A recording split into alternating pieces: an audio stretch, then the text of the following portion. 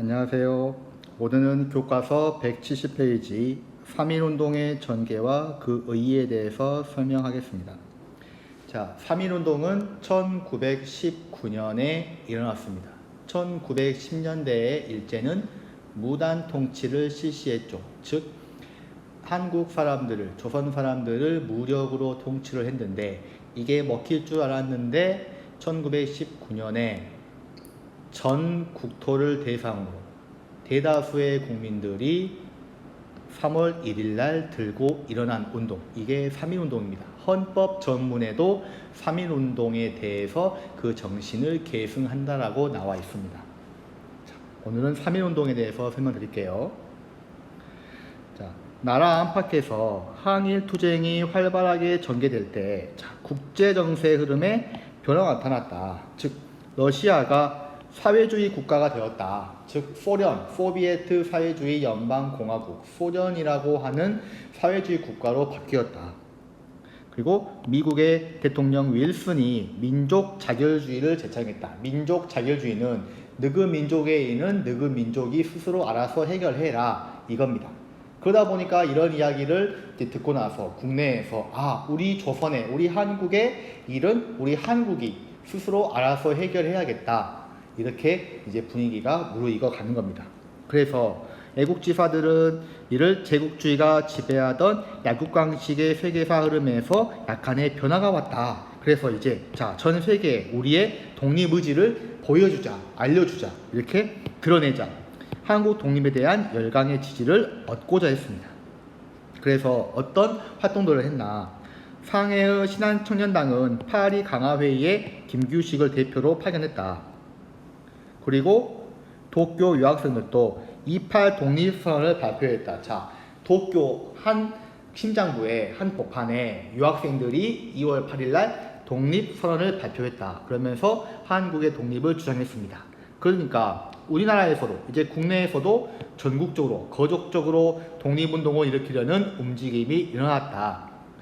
그러던 중에 고종이 서거하자 일제가 독살했다라고 하는 소문이 퍼졌습니다. 당연히 한 나라의 국부가 죽었는데 죽은 이유가 일본이 암살했다. 명성황후도 시했는데 이제 고종황제까지 이제 독살했다, 암살했다. 당연히 눈이 뒤집어지겠죠.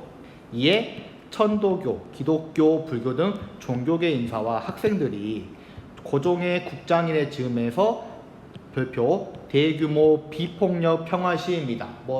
칼 들고 멍둥이 들고 총 들고 이게 아니라 맨몸으로 저항한 겁니다. 비폭력 평화 시위를 벌임으로써 한국인의 독립의지를 전 세계에 알리려고 계획을 세웠습니다. 자, 만세 시위가 일어났습니다. 1919년 3월 1일 손병희, 이승훈, 만해 한용운 선생님 등의 민족 대표는 탑골 공원에 나아갈 계획이었는데, 시위대가 만약에 흥부를 가라앉히지 못하고 일본이 조금만 더 자극했을 때, 바로 무장을 해버렸을 때 이게 공격의 빌미가 돼버리죠. 그래서 이것을 시위가 과격해질 것을 우려해서 태화관이라고 하는 요리집에 모여서 독립선언서를 발표했습니다. 탑골 공원에서는 학생과 시민이 모여서 독립선언서를 낭독하고 대한독립 만세를 외쳤어요. 여기에 수많은 시민들이 이제는 가세한 거죠. 그래서 서울은 만세 소리로 뒤덮였습니다. 비슷한 시간에 북한의 평양, 원산 등에서도 만세 시위가 전개됐고, 이런 시위는 전국적으로 확산되었습니다. 시위는 누가 참여했냐? 학생뿐만 아니라 교사, 상인, 노동자 등도 가담했습니다. 당연히 상인들은 가게 문을 닫았죠. 노동자는 일하지 않고 파업을 했죠. 기생이나 거린들도 만세 시위에 가담했습니다. 우리나라 사람이라면, 정상적으로 생각이 있는 사람들이라면 가담했다. 가담이 좀 그렇죠. 참여했다라고 이해하시면 돼요. 시위가 농촌으로 확산됐다. 평화적인 시위는 농촌으로 확산되면서 이제 양상이 좀 달라진 겁니다. 농촌의 시위는 보통 장날, 5일마다 열리는 장날에 장터를 중심으로 진행됐는데, 일제는 헌병경찰을 동원했죠. 1910년도에 무단 통치였을 때는 일제는 헌병경찰제를 실시하던 때입니다. 그래서 헌병 경찰동원에서 무차격 사격 총으로 쏴버렸습니다. 이에 농민은 경찰 관서, 헌병대, 이런 면사무소 등 관공서를 습격하고 파괴했죠. 그러다 보니까 비폭력 평화 시위는 이제 무력 투쟁 운동으로 발전해 나가는 겁니다. 한편 국내에서 이렇게 들고 일어나니까 해외에서도 확산되는 거죠.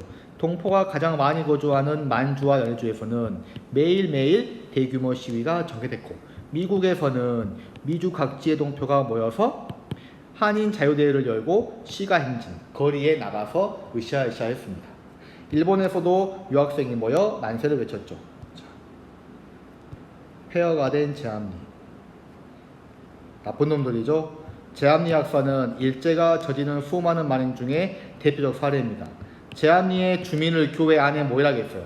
밖에서 문을 잠궈버렸습니다. 무차벽 총으로 쏴버리고 불질러버렸어요. 나쁜 놈들이죠. 용서해서는 안 되는 애들입니다. 자, 3.1운동의 의의, 아주 중요하죠. 제가 대면 수업 때도 말씀드렸지만 역사에서는 무엇이 중요하냐, 의의와 과정, 그리고 한계, 그리고 과거의 역사를 통해 우리가 앞으로 배워야 할 것이 무엇인가에 대해서 여러분이 알고 있어야 합니다. 자, 3.1운동의 의의는 뭐냐?